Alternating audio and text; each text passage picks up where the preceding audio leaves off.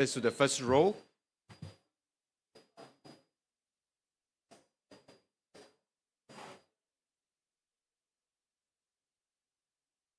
It's okay, it's okay. Enough seats.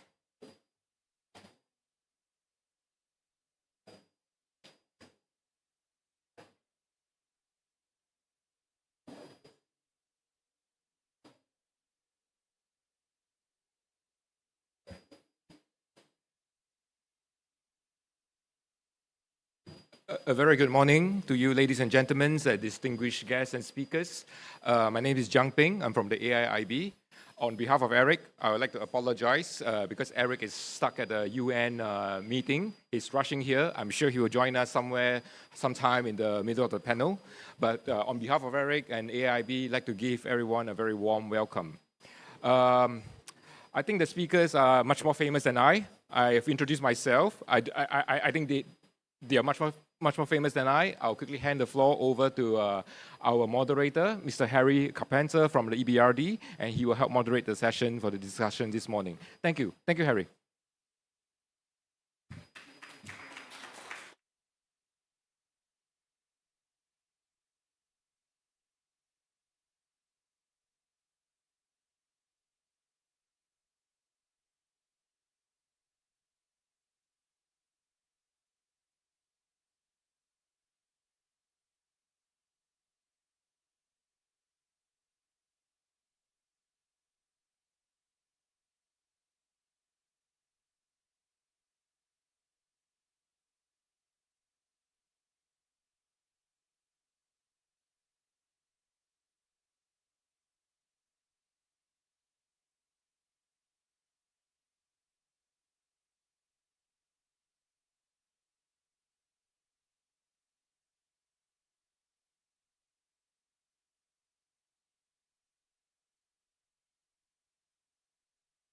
I'm not sure you...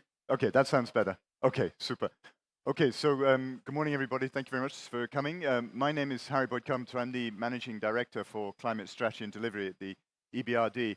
I'm in a very difficult position here because I am by training a lawyer and I studied Latin and Greek. And I'm here to moderate a discussion on extremely complex economic question with 5 exceptionally distinguished economists. So the good news for you is that however stupid your question may be, I am going to ask a stupider question. So I put you in a good position like this. As JP said, this is an extremely distinguished panel that you probably know already, but I'll run through. Mr. Zhou Xiaochong is the Vice Chairman of a Bao Forum, a former Deputy Governor of the People's Bank of China, and a former Governor of the EBRD, so I feel under particular scrutiny. Mr. Borley is the Director and Deputy Managing Director of the IMF. Madam Manuela Ferro is the Regional Vice President for East Asia and Pacific at the World Bank. And Mr. Albert Park is the Chief Economist of the Asian Development Bank. So, and then JP introduced himself already, and I think that Eric, the Chief Economist of the AIIB, and a former Chief Economist of EBRD will join us shortly. So we came together today to discuss carbon markets, potentially by far and away the largest source of climate finance. When you look at the value of carbon markets worldwide, you look at the value of emissions trading in perhaps the largest scheme, the European ETS, you can see that the numbers dwarf any other source of climate finance. And we also know that some form of carbon pricing, some form of emissions regulation is the most powerful and most efficient economic tool to drive decarbonization. It's also, unfortunately, the most politically difficult tool that we have at our disposal. So I want to start by asking our panel about the compliance markets, and I have a round of questions just exploring views around those markets, the potential, the opportunities, but also the challenges. Then turn it to you for some questions and answers on that topic. And then if we have time, we'll go on to the voluntary markets, the offset markets. So Mr. Zhou, if I could start with you and get your sense of the landscape of the global compliance markets. I think we'll all be particularly interested to hear how you think the Chinese market might evolve, because obviously the scale of that market can dwarf all other markets in due course. Okay. Thank you very much. I think it's a very good topic. Let me start to talk about the compliance market in China. It has been many years for discussing the carbon market, but finally China set up a Shanghai so-called emission quota market. That's a kind of a compliance market. I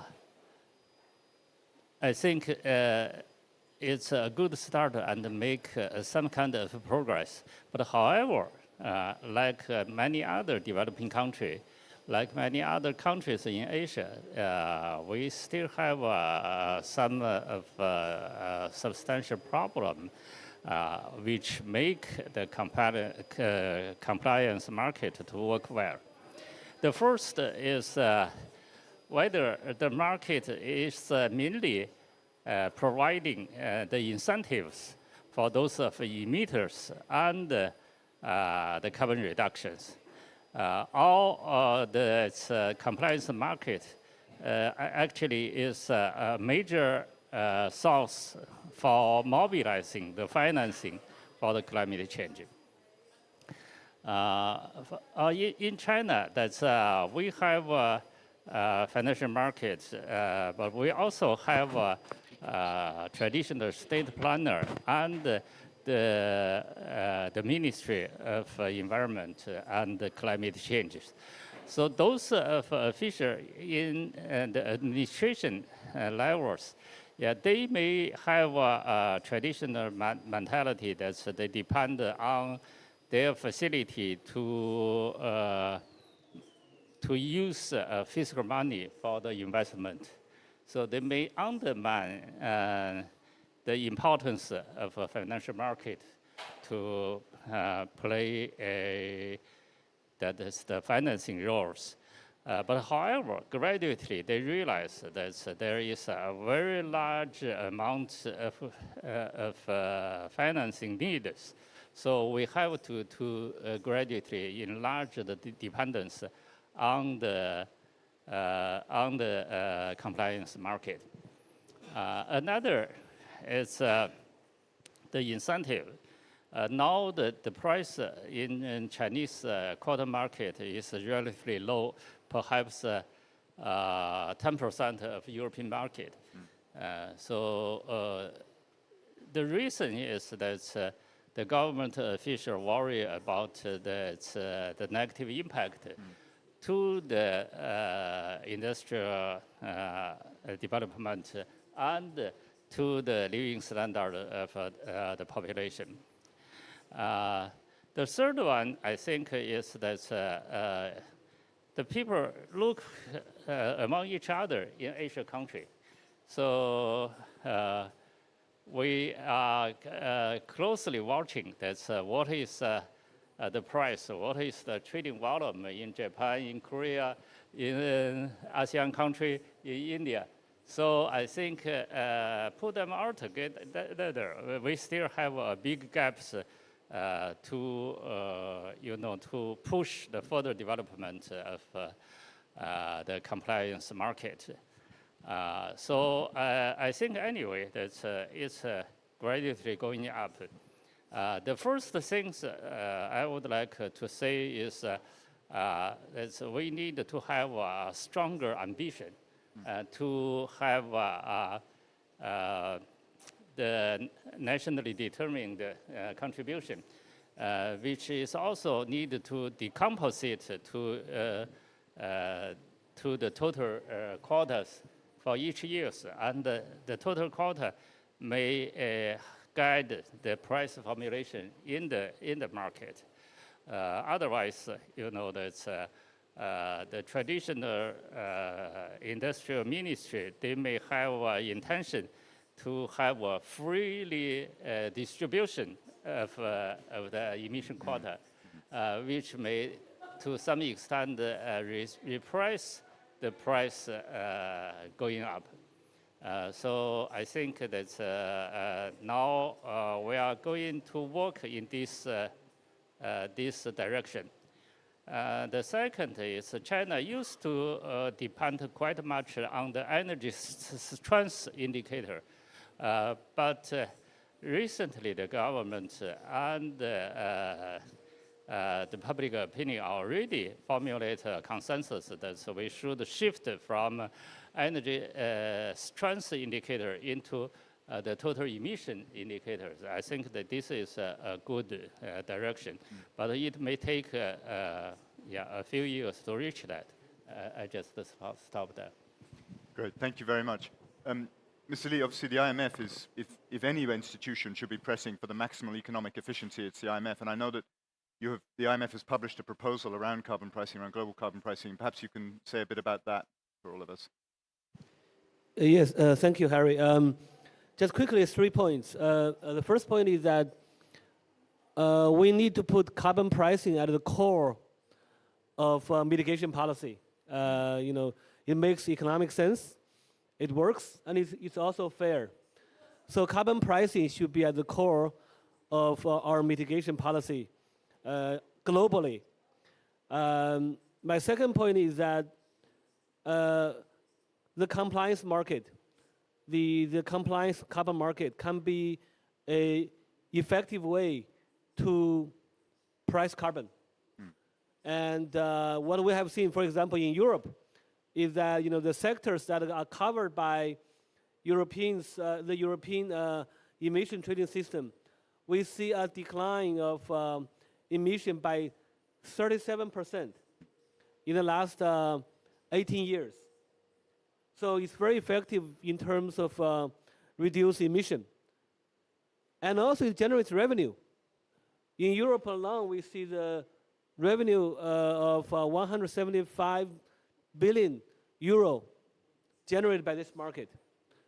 So that also will be very useful to use those revenue to, at least a part of that revenue, to protect the vulnerable group that may be negatively impacted by carbon pricing schemes. So the European experience shows that compliance market works. My third and last point is that in order to make the compliance market work, we need to do a couple of things. One, we need to gradually expand the coverage of compliance market, because we see in many countries, including China, right now the coverage of compliance market is still too narrow. That's why the average carbon price is still very low in many parts of the world. So we need to gradually expand the coverage of compliance market. And second, we also need price stability mechanism in compliance market to prevent the price to go too low. And finally, the initial quota, the initial allowance should be auctioned so that there can be a revenue generation mechanism. As I said, the revenue can be very useful to provide cushion for the vulnerable group. I stop here. Good, thank you. Ms. Farrow, can you say a bit about what you see across the region as a whole? I mean, we heard quite a bit about the Chinese market, which is obviously critical, but do you see other countries moving in this direction? And do you see any prospect for a regional carbon market as well? I do, and I'll build on what previous speakers said. We actually see the East Asia and Asia more broadly and Pacific region as being a leader in terms of developing carbon markets in each of the individual countries. And we have already large countries. We talked about China, but we have Vietnam, we have Indonesia, we have the Philippines now coming online as well. And these markets are not yet perfect. They're markets under development where reliability, credibility of the carbon credits created is still being strengthened. But ultimately, it's with these pieces together that a regional market can be developed. And we are working at the World Bank with each of these countries, but also with Singapore, that is developing a way to bring data together in a harmonized, a standardized way that could serve as a platform for carbon trading at a more regional level. And we do see a variety of prices emerging. Still some questions about the credibility of the carbon credits that are being created, so the certification and the verification mechanisms that need to be established is still something to invest on. But I see each of the countries actually not only creating the mechanisms, but expanding it, originally starting with the energy sector in many of them, and some of them on forestry because that's where their assets are, but really an expansion of the markets. And so we see this region as actually being a leader in carbon market development. Where we see less interest in the region, and we would like to see a bit more action there, is on carbon taxes, which we think can be a complement to an important complement. And if you go back to this Pigouvian tax logic, there is a role for carbon taxes to complement carbon markets very effectively. Great, thank you very much. Mr. Park, is that a similar view from Manila, or?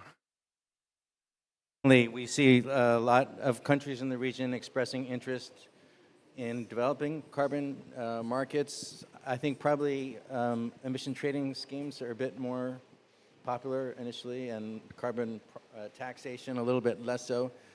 I think, you know, the experience of China is very important, and the experience of Singapore that has established a carbon tax. And you know, they have an intention, it's very low right now. It's like $5 a ton, and it's going to be increased next year to $25. And then by 2030, they're planning to increase it to $60, whatnot. And so it'll be interesting to follow the political economy about whether they encounter concerns from consumers and businesses, and whether they can, you know, collect this revenue, or they have to start providing exemptions of various, or rebates of various types to ease the pain. And it's a similar issue with the emissions trading system. To what extent, you know, do you just give quotas to incumbent firms to protect their financial interests, or do you really sell them all and raise revenue, and then you have a lot more flexibility? But I agree with Manuel. You know, as economists, we know how powerful a price signal is to guide decisions, not just of producers, but consumers, to really value goods and services the right way to support decarbonization. And internationally also, international carbon markets are going to really be important. We had a study released earlier this year on Asia and the global transition to net zero. And we simulated scenarios where, you know, countries could freely trade on an international carbon market. And the cost of achieving net zero is so much lower if countries can trade with each other than if they have to just meet their own net zero targets. In particular, some of the large economies like China will really struggle, I think, towards the end, as they get closer and closer to net zero, to get there if they can't use carbon markets to meet some of their obligations. So I think I'm optimistic, but it's going to take time. I mean, people have said different things about the European, you know, system and how well it's achieved its own objectives. It still has fairly limited coverage in sectors and whatnot. But one thing that's really important about the Europeans is after many years of experience, now we're seeing the price really shoot up, right? Yeah. So it takes that kind of time, right, to develop. But I think you're going to start seeing it being increasingly impactful. Okay, thank you. JP, do you want to add? Thank you. I'll just add some comments on behalf of the department and Eric on carbon price. So let me first say that I totally agree with my panelists, especially Libo, on that, and Albert, that price effects is everything. So when we studied the China carbon market, we have found that the imposition of the market carbon price has caused some reallocations from the heavy polluters to the less pollutive within sector movement. That's number one. Number two, however, we didn't detect a lot of innovation capacity. So for example, even after the carbon price came about, we didn't see a lot of investments in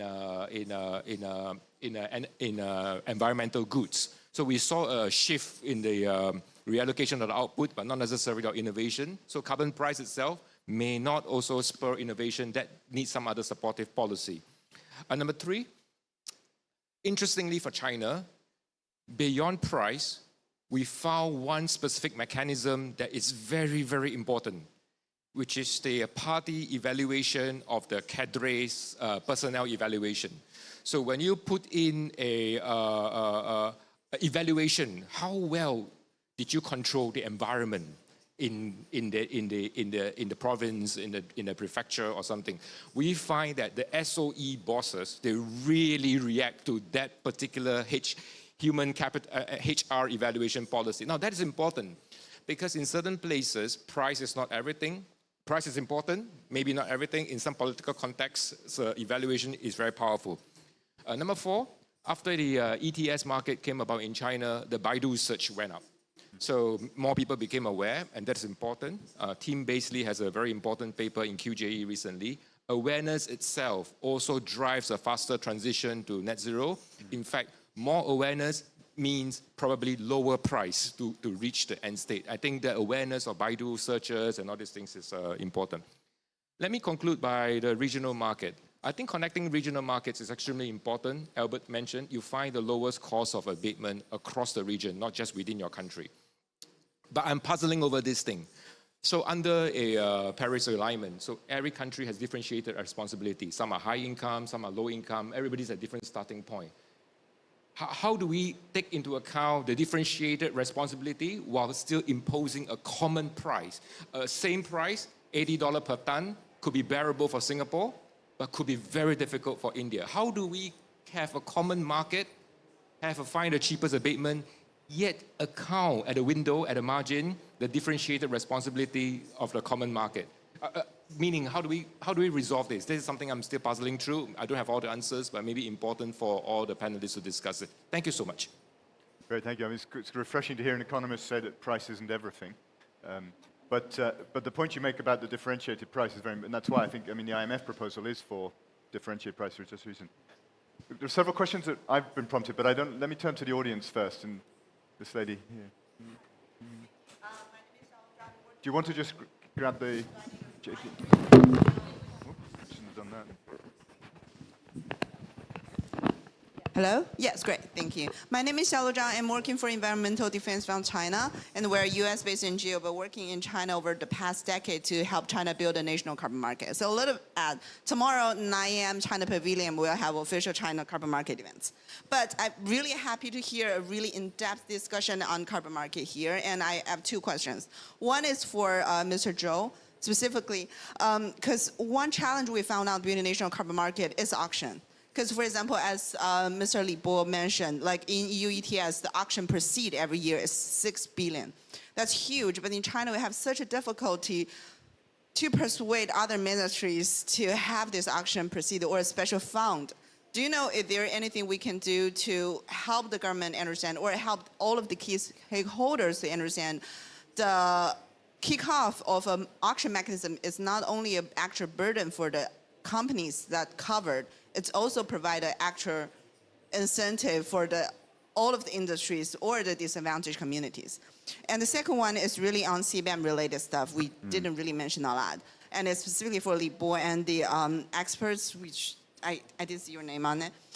Because CBAM is such a hot topic right now, we have the head of DG Taxes just visit China right before the COP meeting as an official interaction. So it's not only EU thinking of it, US is also thinking of it, and a lot of other developing countries thinking of it. But the price of carbon or the marginal cost of abatement or all of the costs cannot be the same between different countries. When you talk about least developing countries or China or EU, the cost is different. How we treat this, we understand the intention of CBAM is good. We want everybody to have a carbon price, but how we treat it delicately as a just transition and how IMF or other international organizations can help this not become a trade policy, but more of a climate policy. Thank you. Just to be clear, your first question is about how to shift from auctions away from free allocations. Yes, how we can have a fund. Yeah. Mr. George, you want to?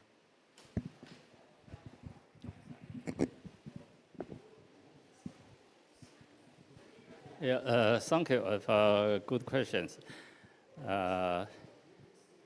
You mentioned, and also Li Bo also mentioned that China should consider to use auction for the initial distribution of emission quota I agree very much of that. But you are also right that for the official authority in this or that ministry, they may not be familiar with the auctions. They are not like the financial market people. Financial market people have a good experience in auction, and also they have economic theory about the auction. So in China, that's, we try to pick up the old experience many years ago in export quota system. That's because that's many years ago, around the world, there was a so-called multi-fiber agreement that's to control developing countries to export fiber productions or clothings, the textile product to the advanced economy. And they set a quota. And then at that time, there was a study, what is the most high efficiency to allocate this quota?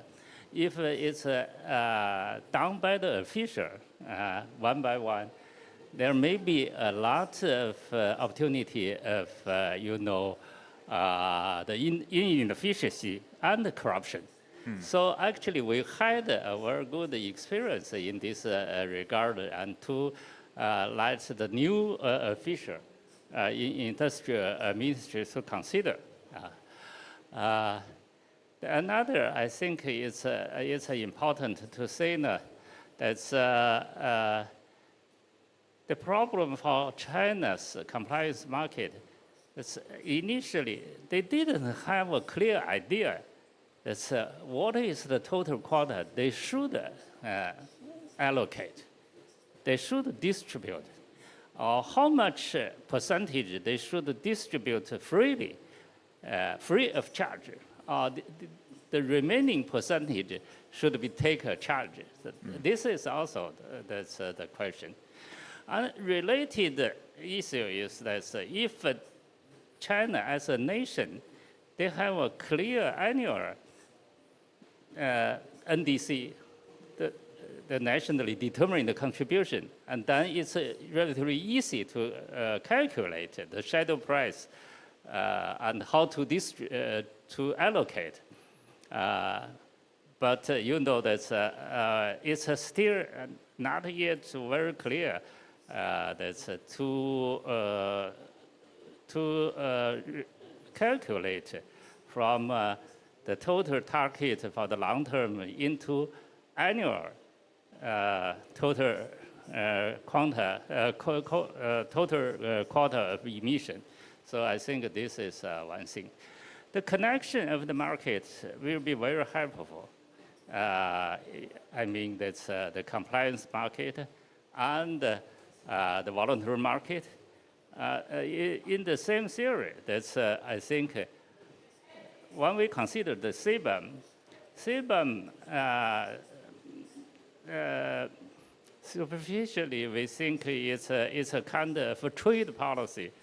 But actually, it's have implication of the relationship of European carbon market and those of the carbon market in Asia and in the other region. They export the good to the Europe. So if we look at the issue in this angle, I think we will find a ways to facilitate the developing country, the export countries, to gradually to have a convergence strategy to raise up the carbon market, which may coordinate the European and the other regions. So thank you very much. Thank you. I mean, I think, turning now to the CBAM, which you also mentioned, I mean, CBAM, we don't have the European Commission here to talk about it, but I think one thing that's important to understand the CBAM is that people can think of it as a tax or a levy, but in fact it's the only tax I've ever come across that it's a success if it is not levied, if it is not paid. I mean, the purpose of the CBAM is not to generate revenues, it is not to collect tax, it is to prompt some form of carbon harmonization, and seen like that, it takes on a different note. But Mr. Yao, I don't know if you want to expand or correct that. Yeah, let me add, I very much agree what Governor Zhou just said, but I want to add two quick points. One is on auction. The auction of emission quota can be very complex. But the good news is that we can learn a lot from other experience, other markets, like the personal communication spectrum, PCS auction, in many countries, in Europe, in Australia, in the US. In the last 20, 30 years, there are a lot of auctions on personal communication spectrum, PCS.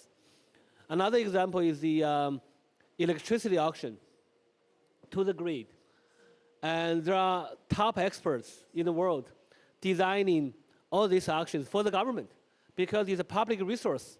And you are auctioning public resources to private companies, at the same time generating revenue, but you want to make sure the quota is also allocated in a way that is promoting economic efficiency. So my own advisor, my dissertation advisor at Stanford, Professor Milgram, he got a Nobel Prize for designing such kind of auction. So what I would advise countries like China to do is to hire some experts like that, because those auctions can be very complex, and there can be also challenges to the price discovery process because there could be collusion among the bidders, for example. There are many potential danger in that process if you don't design it properly. So that's my first point. My second point is on CBAM. I very much agree with what Harry just said. I think you also mentioned that how to make sure CBAM is a climate policy, not a trade policy, because the last thing we want to see is to see a trade war because of this CBAM, right? So I think what Harry touched upon is a very good point. How can we evaluate the success? What is a successful CBAM? I think that successful CBAM should result in zero actual revenue.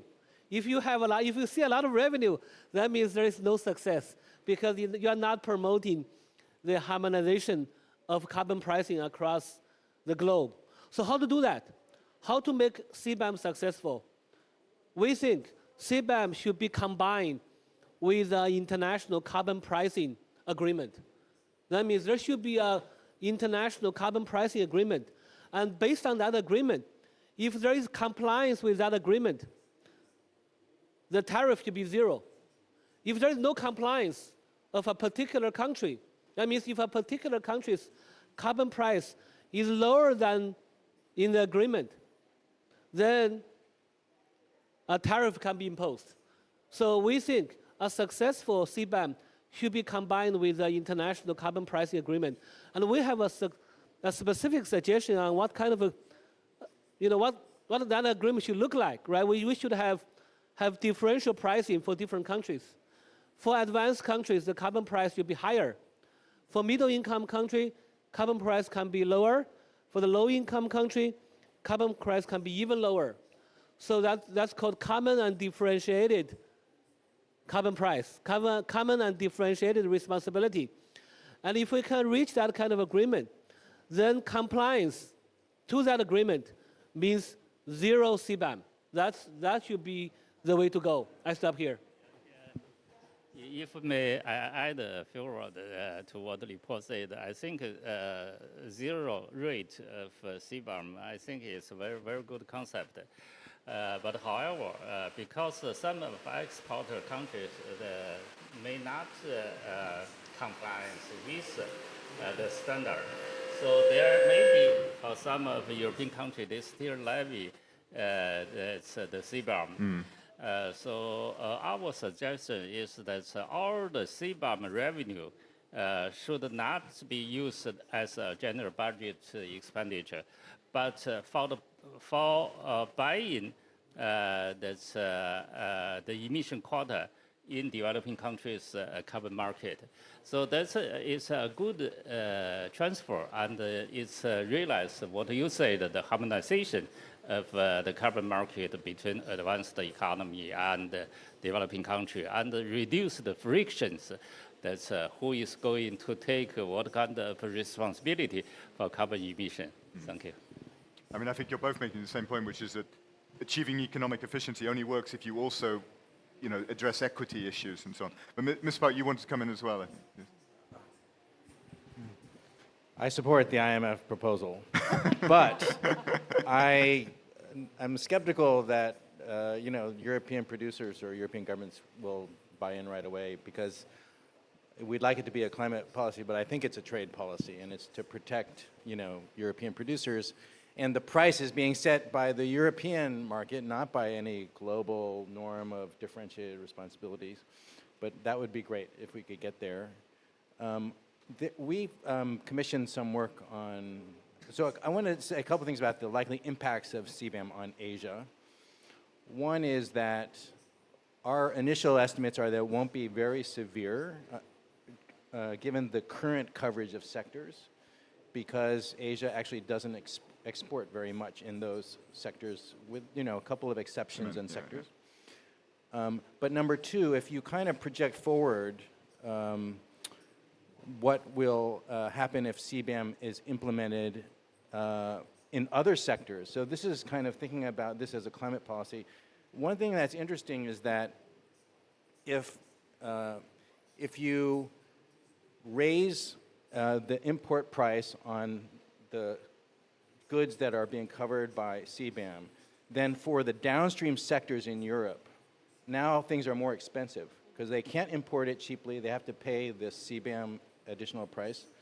And there's some research which suggests that that means that a lot of this downstream activity is going to shift away from Europe and back to places like Asia. And these downstream sectors are fairly carbon intensive. You could actually get to a result that there is more carbon intensive production occurring in Asia than before, right? Which I'm not sure how that works out in a global sense, but I mean, you have to anticipate these responses. And you only avoid these distortions if you get much broader sectoral coverage of CBAM, which I'm sure there will be a strong incentive for them to do, or greater country coverage of CBAM. So if many countries are participating, there's also less room for these kinds of diversions. So there's so much to study if we kind of keeping our eye on the big picture. Thank you. Andrea, did you want to? Yes, I wanted to actually make a broader point, which is an important point, which is about the level of development of countries and their responsibilities. It applies in carbon markets, but it applies more generally. And for those of you that have been around in the last few days, you will hear that all grouped together under just transition and that kind of language. But what is missing is an actual technical framework under which you would consider what carbon prices would be and what other regulatory mechanisms and even NDC commitments and the lens through which they would be seen based on development stage of countries.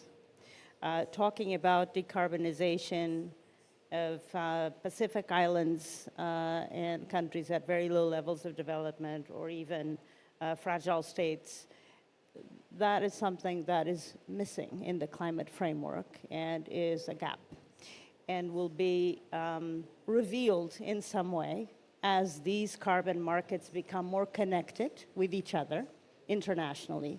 And we're starting to see a little bit of that in East Asia. We'll probably see it in Asia first.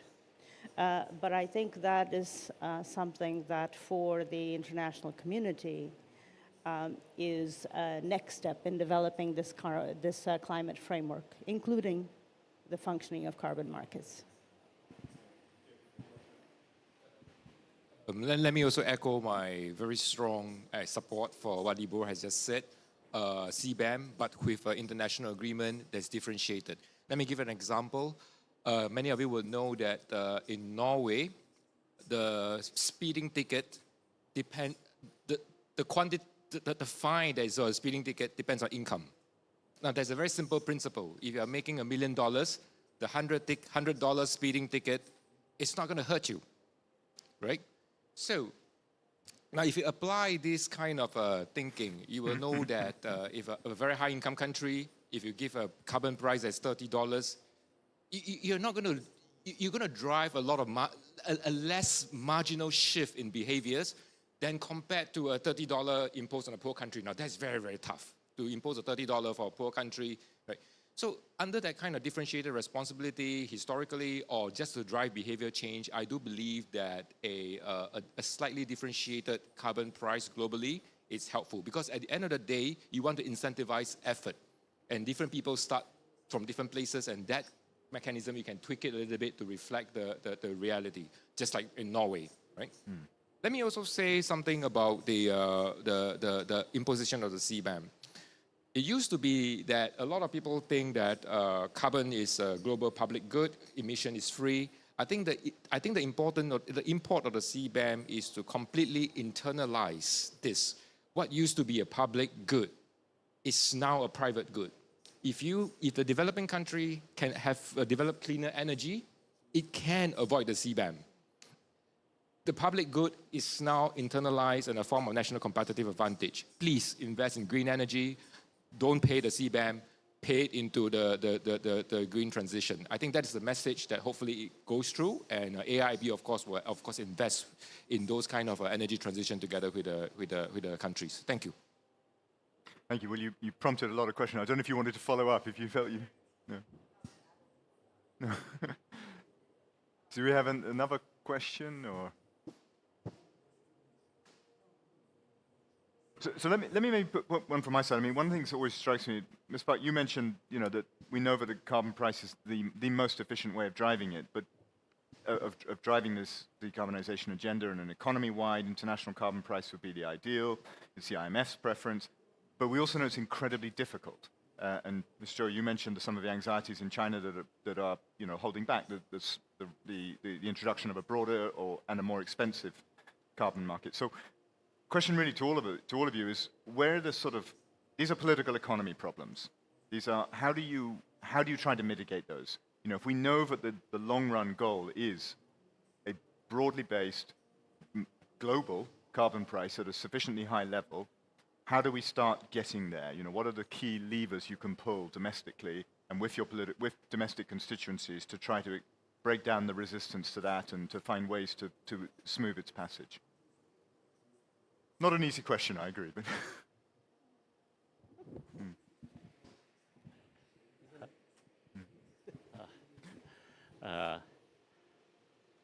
I think we need the global discussion, global education among each other, and to raise the consciousness and the commitment in terms of climate change. For the economist or the economic official in the government, it's relatively easier to coordinate, to reach a consensus, because they have a concept to say that this dealing with climate change, this is an issue of optimization of resource allocation. Also, there is some difficulty. There is a negative effect. But what is the optimal solution to deal with that? So the carbon market price actually provide conceptual optimization of resource allocation. And it also means the most efficient way and most efficient roadmap and time frame to reach the global 1.5 degree target. But for those of not very familiar with economics, and those officials, they responsible for specific things, for example, residents' daily life, or responsible for specific sector of industries, they may have an argument for that. So I think that one is that the COP conference, I think it's very good for people to communicate to each other. Another, I think, is multinational, multilateral development banks, IMF can play a very important role to exchange the idea among different countries and the experience and the license among different countries. Thank you. If I could just follow up, do you think that awareness is growing? I mean, do you think there is an increasing acceptance that in the long run, we will have carbon prices in economies I mean, it's striking to me how the European Union has accepted, the European Union economy, business, consumers, prices have risen in the last 5 years, to 70, 80, even 90 euros a ton across 40% of emissions, and that has been tolerated. Even during last year's energy crisis, that was accepted, and there wasn't, there was some discussion about pushing back, but it didn't materialize, and it was accepted. And now we're talking in the EU of expanding coverage to transport, to heating, things that affect consumers very directly. Do you think that that's plausible in other countries, and in particular China, that in the long run it's possible to reach that sort of level and that sort of penetration of a carbon price? Yeah, it should be. I think that's if, for example, for China, if China set a specific target for carbon emission and to translate it into the annual total amount of carbon emission, and then you can calculate what is the marginal price to reach that, and what kind of price as an incentive you should provide for those of emitters and those of carbon absorbers. Yeah. So it should actually, to some extent, convergence to the European concept and the European price. So we needed to have more and more government officials and financial sectors to recognize that. So I think communication is very important. Another is that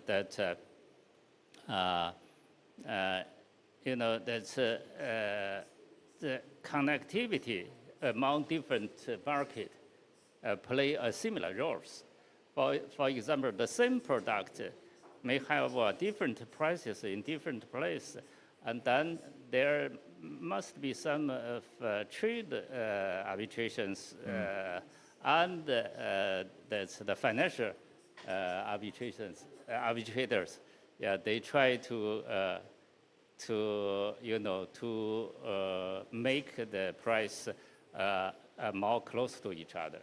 Thank you. Okay, thank you. Mr. Lee.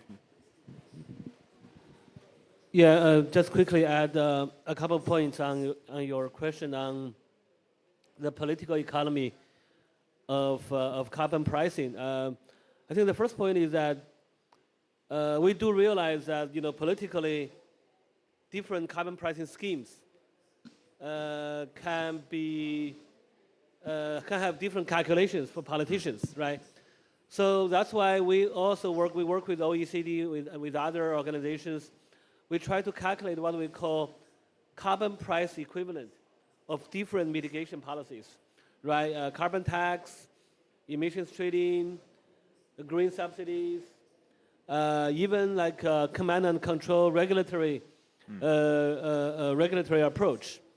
So we have a paper trying to show that we can calculate carbon price equivalent of different mitigation policies.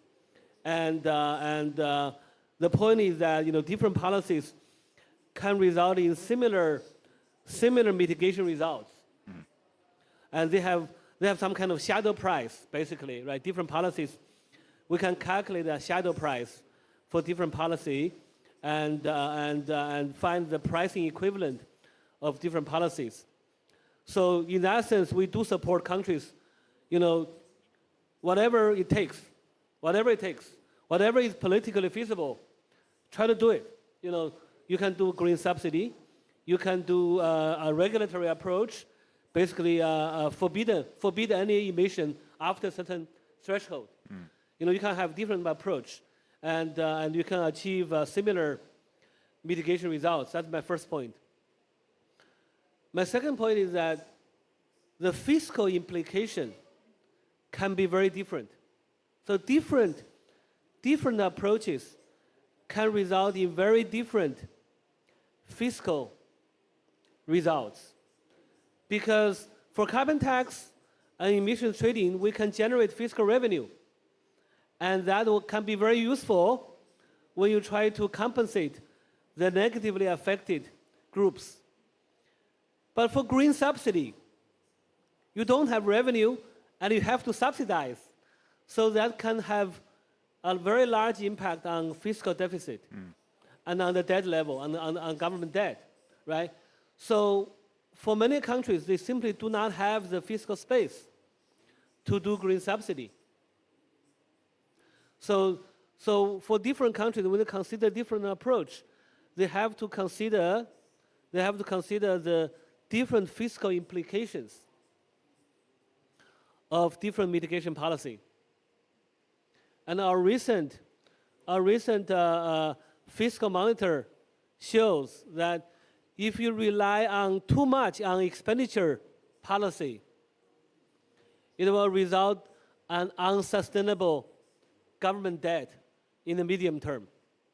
So you have to combine expenditure policy with revenue policy, because if you don't have revenue, your fiscal position will become eventually unsustainable for many countries. So in that sense, we are advising many countries, when you consider mitigation policy, you cannot only focus on expenditure policy, you have to also think about revenue policy. That's why carbon tax and emission trading can be very useful.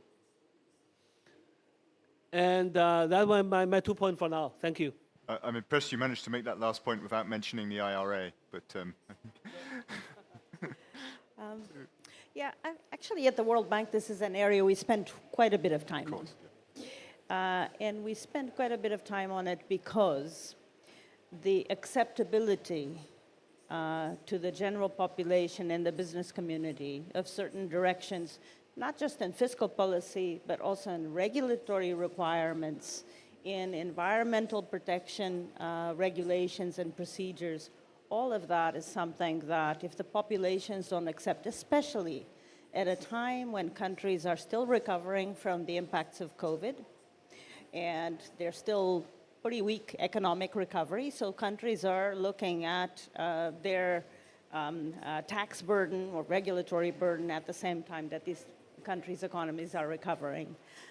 So we think education is going to be fundamental, and I think it was fundamental in Europe.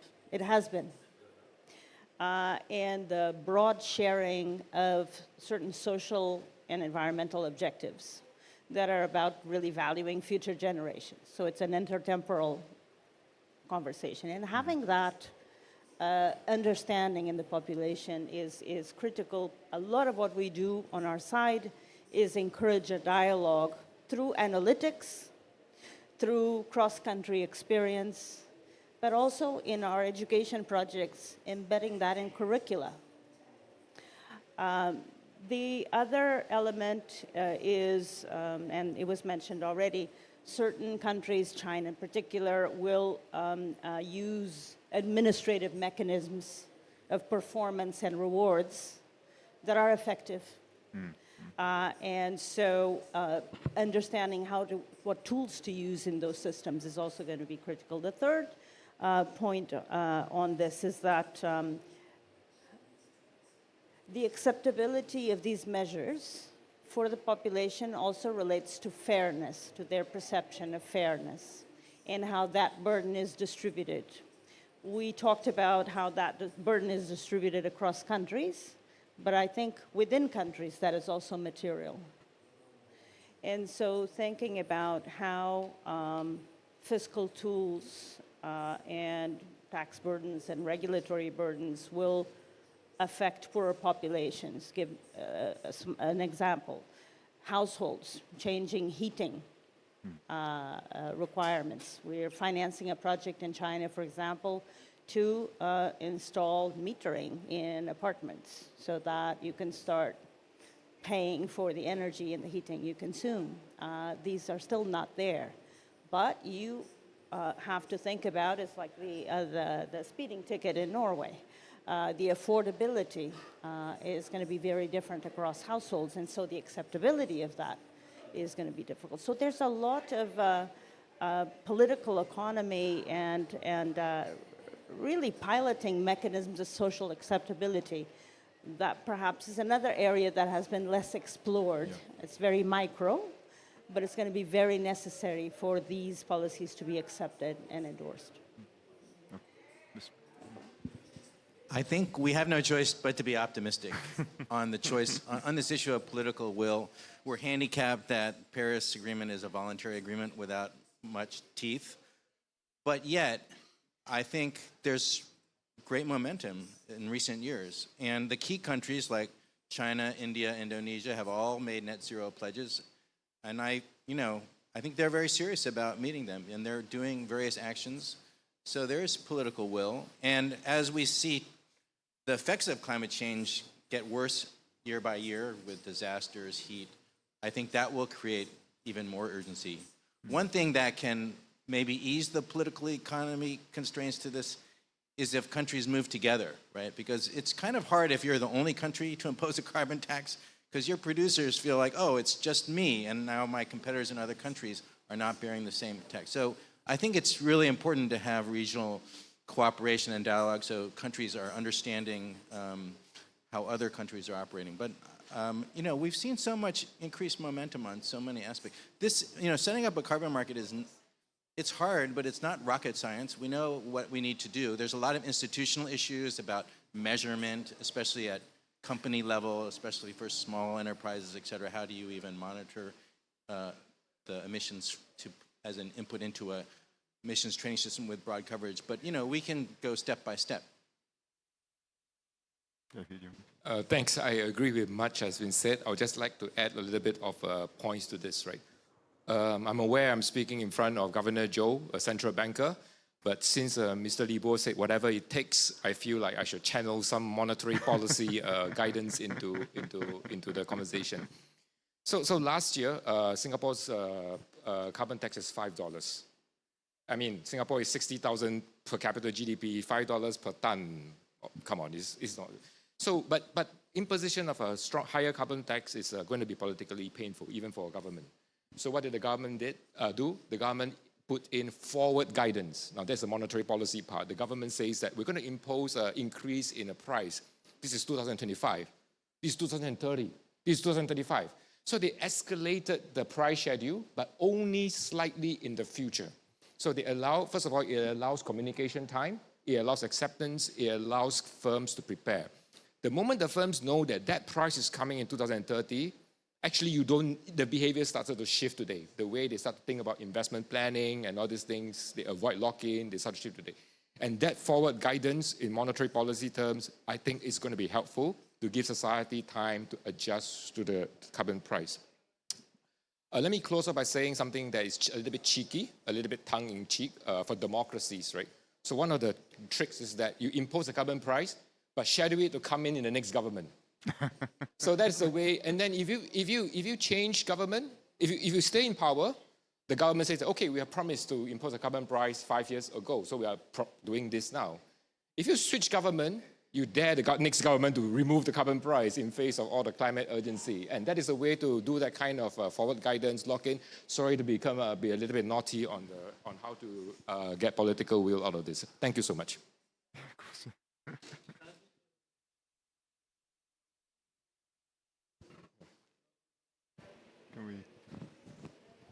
Hello? Yeah.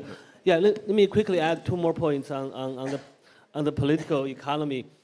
The first one is what we have found. We have been helping a number of countries in thinking about and also designing carbon pricing schemes.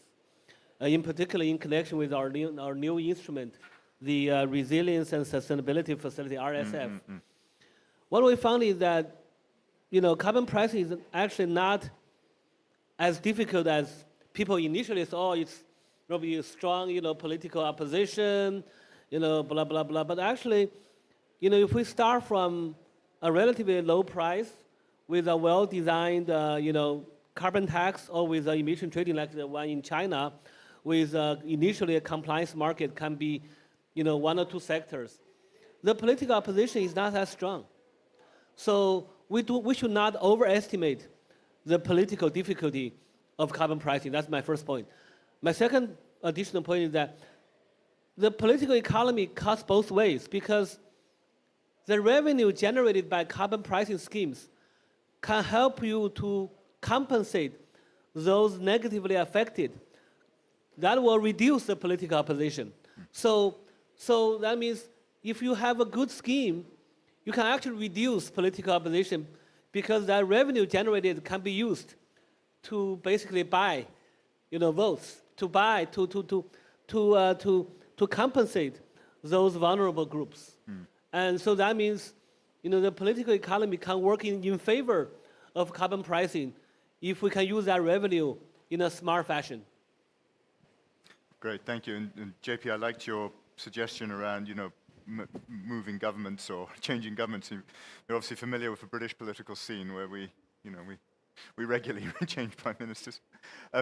We spend a lot of time, more time than we were meant to, on compliance markets, which I think is right because I think that's clearly the better way to do it. But in the little time we have left, I just want to touch on the voluntary markets. And I wanted to just ask each of you for some reflections on how you see the future of voluntary markets, with some of the sort of questions that I think everybody's putting around, which is, is this a market that can ever scale? Is this a market that can ever be credible? But also, on the other hand, is this a market that has more potential because it's more flexible? And I'm thinking particularly of the opportunity to use this market to drive investments in nature, investments in biodiversity alongside carbon. Lots of big topics there, and not so much time left to us, but perhaps if each of you has some reflections on it. Governor Zhou, if you want to. I think this is the very big story. Take a long time to discuss. I try to very brief.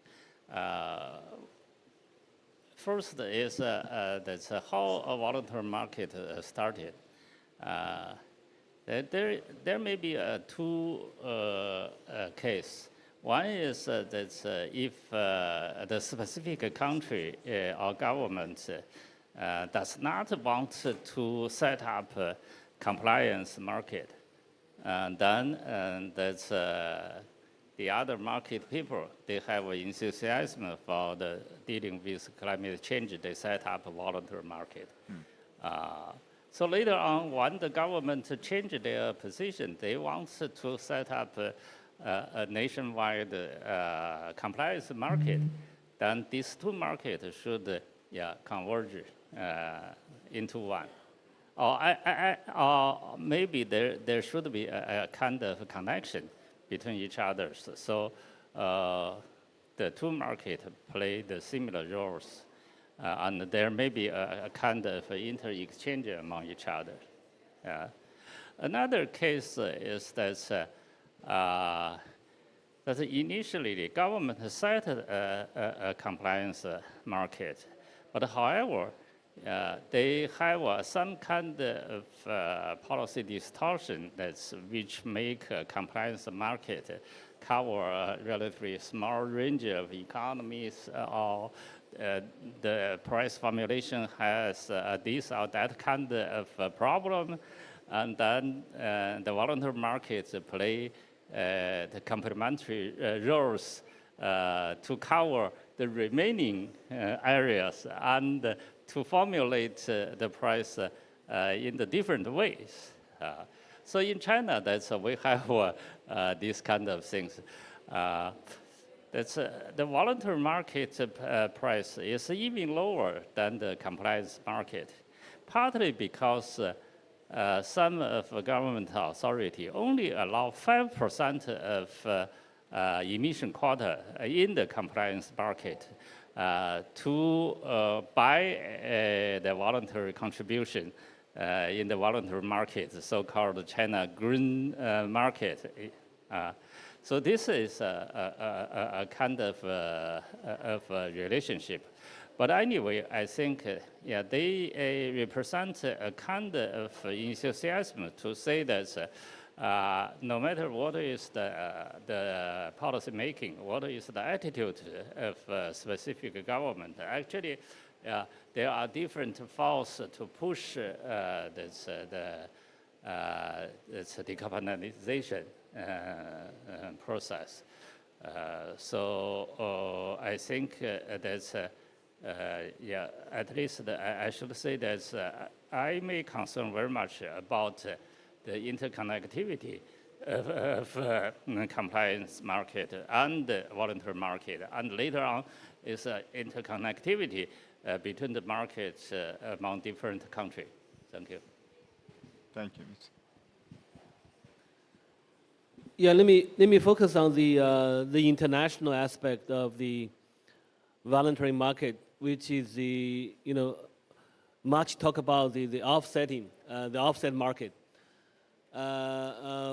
We think the offset market, the international voluntary market, could play a useful role for two reasons. One is that if we believe that the marginal cost of mitigation are different between advanced economy and developing countries, right?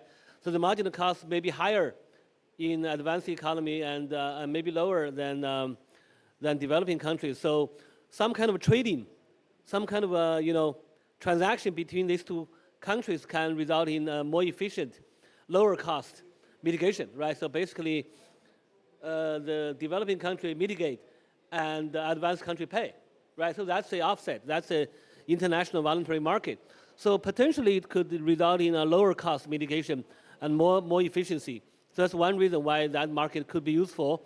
Another, of course, people expect that this market can generate climate finance, can generate money for developing country to mitigate.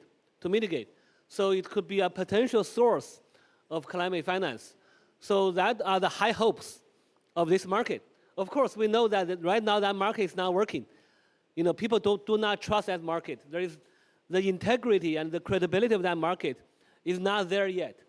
So they're worried about double counting. They're more worried about the later reversal of mitigation. They're also worried about there is no additionality. That means that mitigation will happen anyway, even without that transaction. So there is no additionality. That means the total emission is not decreased, maybe actually increased because of that transaction. So all this concern about this market, this offset market, means that right now there is no trust in that market, how to make that market work. So that's, I think the international community need to work together, need to think about how to improve the integrity of that market to make it truly useful in the sense that it's really additional mitigation, additional carbon emission reduction in that market, and also there is no double counting, there will be no reversal later on, et cetera, et cetera. So one way that could potentially be useful, we think, is that instead of focusing on project-based transaction on that market, maybe we should also focus on economy-based monitoring. That is, we need to monitor for each selling country, each developing country, if they are selling carbon credit, we need to monitor the actual emission reduction versus their NDC. If there is additionality in that measurement, that means we are achieving something additional through that market. Otherwise, there will be a lot of suspicion on whether that market is working or not. So I stop here. Good, thank you. Ms. Vera, I know for the World Bank this is a critical area. Yes, so I'm going to be very complimentary to the points that my colleague made, because that's exactly the area where we are putting quite a bit of effort in thinking about the reduction in emissions on a net basis as opposed to project by project, because you could end up with vast errors if made that way. But we do think that there's a tremendous potential for nature-based solutions on conservation and restoration, forestry of mangroves, to be embedded, again, I'm going to link it back to development, into solutions that can benefit the community through the carbon credits that are generated, can restore ecosystems that generate livelihoods, and that encourage populations to maintain activities that are good for the planet and for the country. There's certainly an infrastructure and a set of conditions that will be required for this to be effective. One is obviously the measurement, the reporting, and the verification. The other one is regulatory reform that underpins these markets. The benefit sharing mechanisms are going to be critical, because if communities do not benefit from it or see some part of the benefit accrue to them, there will be limited appetite for doing it. And the last one is broad sectoral coverage. They're still very narrow, focused on very narrow activities. We think that the Chinese certified emissions system that was just created actually offers some potential to think about that at country level. And there's some experiments that could be done under that system. So it's an area in which we're very active, and we do think that it's true that it suffers still from more questions about integrity and transparency, but that's where the value added can be highest. So we'll certainly invest in that. Thank you. Mr. Parker, I'll ask you, but if you have, perhaps if you have something to say about integrity, because I'll channel the little economics I know and ask, isn't this the ultimate market for lemons? The integrity, No. the ultimate market for lemons. No, I don't think so. I mean, I think we need to do the institutional building as was described to ensure the additionality. But I think we're making progress in that direction. I don't think we should just be talking about voluntary offset markets separate from compliance offset, because it's really offset markets.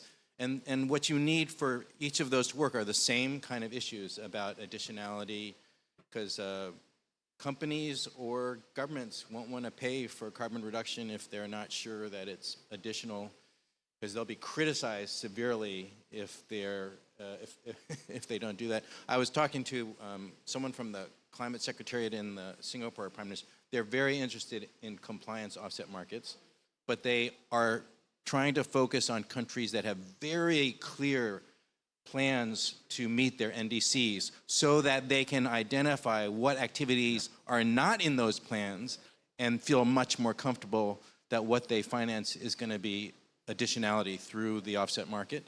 And that's kind of the spirit of what needs to happen. And there's an opportunity here because of this price difference that was described, that for many sectors, it's going to be a lot cheaper for a rich country to pay for a project in a poor country.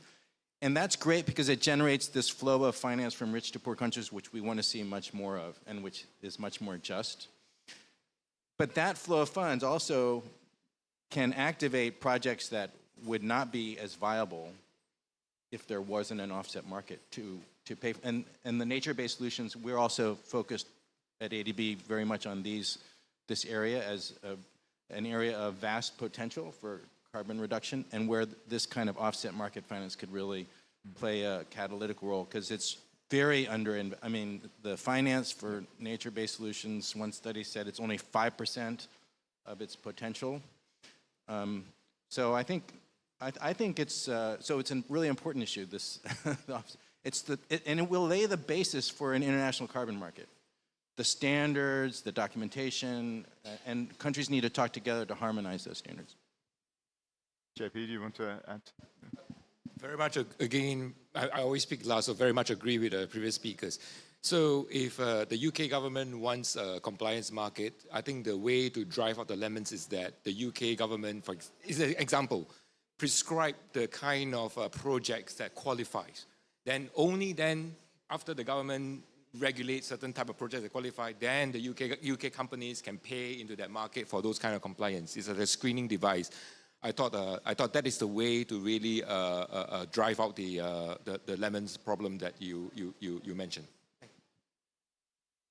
Thank you. Let me turn to the audience and questions Eric. About this. I mean, I think.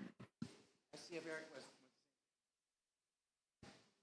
Go for it. You want to? Yeah. No. I think if you can pass the mic to the. Thank you. Hello, everyone. I guess my question today was around the topics of debt sustainability and the impact of the high interest rate environment today and how it could possibly impede the momentum of the clean energy transition. And if you believe so, what are some of the steps that your institutions are taking respectively to kind of address the impacts of today's high interest rate environment? Thank you. Well, I mean, hard to start elsewhere than the IMF. Let me start, and of course, other fellow panelists can join. So we are facing two challenges now. One is environmental sustainability. The second is debt sustainability. So many developing countries are facing simultaneous challenges on both fronts. So how can we solve both? Because we need a lot of money to solve the climate crisis.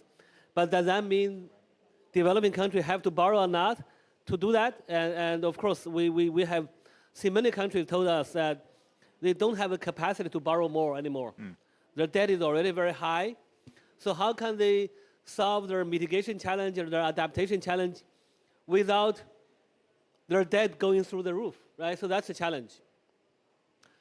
So I think our thinking is that we need to have a multi-pronged approach to solve both. One, in terms of climate finance, we need more equity. We need more equity in climate finance.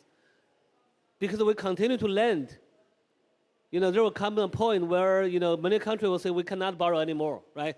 So we need more equity. We need to come up with more equity. And public sector, in particular, public sector need to come up with more equity because public sector want to crowd in private capital. What's the best way to crowd in private capital? Provide the equity, right? If you have the equity, private capital will come in, right? Because equity is the first loss capital, right? So equity has a double advantage. One, if you provide equity, they can borrow less. Two, if you provide equity, you can crowd in more private capital because with equity there, private lender will come in, right? So public sector need to work very hard to think about how to provide the equity that is needed for climate finance. MDBs, IFIs, DFIs, and the international public sector need to work together to think about how to come up with more equity. So that's my answer number one to your debt challenge, right? My answer number two to your debt challenge is that we need to also think about innovative instruments like debt for climate swap, debt for nature swap, that can help reduce the debt at the same time to help address the climate challenge, right? So the debt for climate swap, debt for nature swap, we think these are very interesting instruments. We should again, the international community should work together to figure out how to scale up. Because right now, the transactions we see in debt for climate swap are very, very small, too small. We have to find ways to scale that up. And there are ways to do it. And we are working with a number of countries under our RSF program to think about how to scale up debt for climate swap, debt for nature swap. I stop here. So, I mean, the World Bank, presumably debt sustainability is a critical issue for your countries and for many, your work. Yeah. For many, indeed. But I wanted to come back to the point on how to finance climate action at the end of the day, right? And we certainly need an environment in which we have longer maturities in the financing we provide. We are able, a lot of the climate transition is going to happen in the private sector. Public policies play a role, but the actual actors that are going to have to change technologies, change behavior, are in the private sector. And that connection with the private sector and mobilization of the private sector's efforts is at the start. I don't think it has really been explored fully. And lastly, I do agree with the point that was made that having a well-resourced MDB system that does direct to developing countries more affordable financing. And we have some windows, all of us have some windows, but they're insufficient. That links back to the whole architecture of climate action being linked to development more explicitly. And I am sure that all of us sitting here will play a role in that. But at the end, it's like the swaps. You will need to have on the other side some fresh financing that augments our capacity at long maturities, meaning the financing doesn't circulate fast. So I'll stop here. Thank you. I don't have much to add. I agree with what Manuel has said, that obviously high interest rates create lots of challenges. And I agree that the debt for equity swaps are really a great idea if we can facilitate them. And I agree that we need blended finance and concessional finance to, I think, relieve some of the pressures and find out what are the key pressure points and choke points where that is the kind of financing that will make the difference in climate action. I don't have much to add, but just to say this. So even though many developing countries are officially classified as having high debt distress, so I would have to say that a lot of these are actually very small countries. So when you add up the absolute amount of debt, so we're talking about a lot of billions, but still relatively small to the transition needs. So my hope is that there is some kind of a restructuring going on to quickly resolve this debt issue so that countries can come back and focus on the real needs. So ADB mentions that the emerging Asia alone needs 1.7 trillion per year on infrastructure to close the infrastructure gap and for transition need. Now, this swamps any debt restructuring numbers by an order of magnitude of how many times? And this is on a yearly basis. Debt restructuring is a stock. 1.7 billion is a flow, right? So do not let, I'm hoping that the world do not let the billions stop the trillions from coming in. Let's quickly solve the debt sustainability issue through some sensible restructuring so that the world can get on. All the countries, including the low-income ones, can get on with the transition. Thank you. Governor Joe, you too. I agree with the previous speaker. I would like one thing to say that carbon market actually can help a lot in this regard. Perhaps the debt issue is more complicated, more comprehensive issue for some of the developing countries to deal with.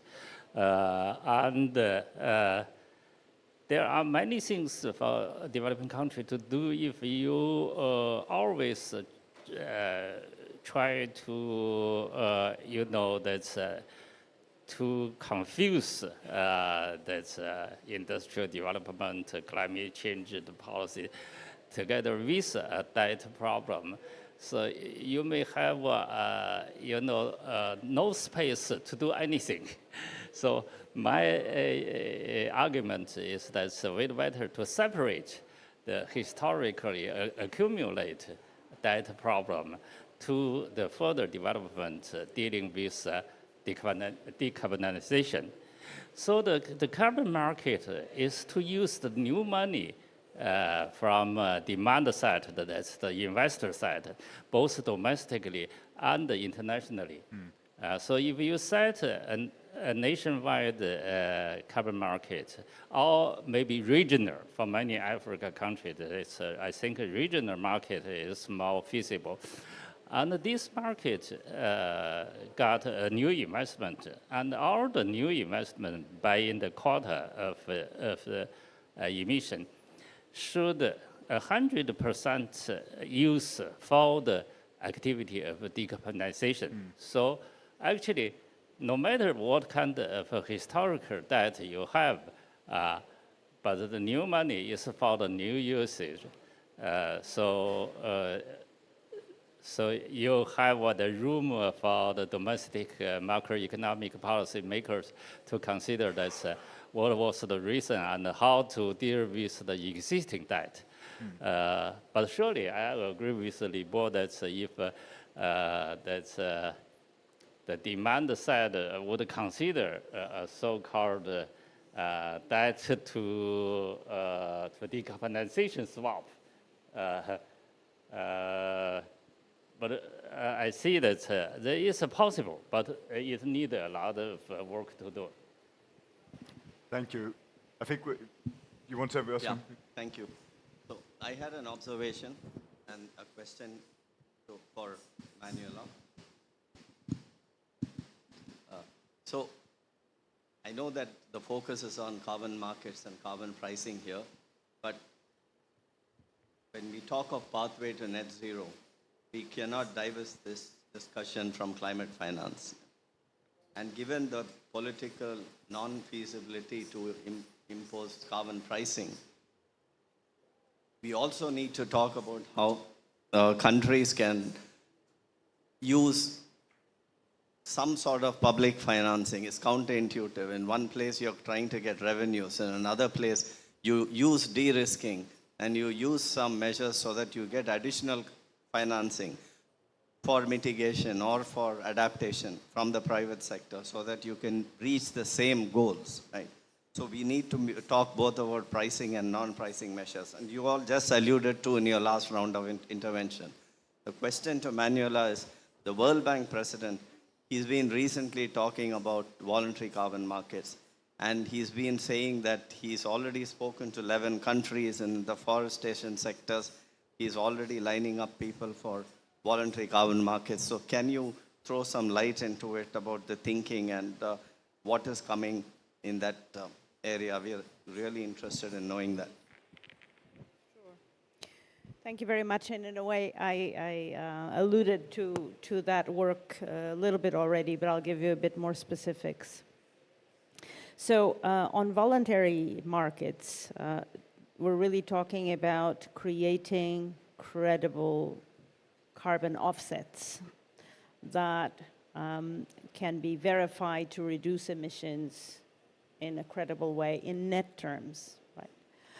So we are piloting several approaches. The first one in the East Asia Pacific region was in Vietnam, where we are looking at carbon credit emissions and verification and certification on a net basis at the national level. I can tell you this is extremely difficult to do, both methodologically, but it also in terms of data needs, right?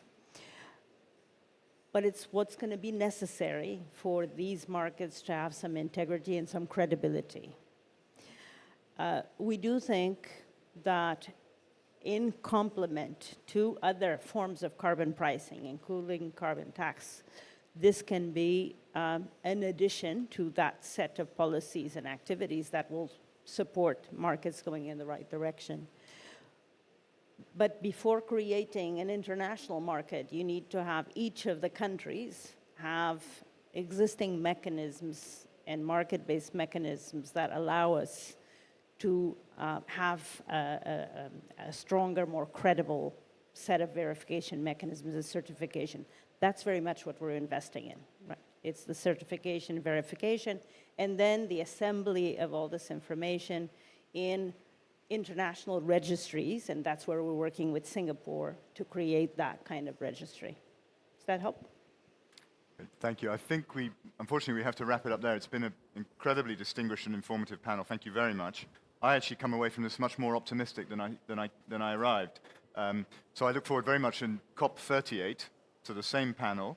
On current trends, we'll be one of 1 million attendees of a COP if we see the figures keep going up. But I look forward to attending COP38 and discovering that by then the average carbon price is what, $100, $200 a ton? But Eric, you should close the No, I just wanted to say I had put together my dream panel, and I could not then participate. So this is another COP experience. So thank you so much. I think you have probably said everything that was worth saying, but just that this is so critical to anything we are doing. Yesterday we launched our flagship on nature as infrastructure. We will never make progress there if we don't get this right. And you know, this is going to be an essential element for all those countries that are going to face CBAM, the EU border adjustment mechanism. All that is going to be,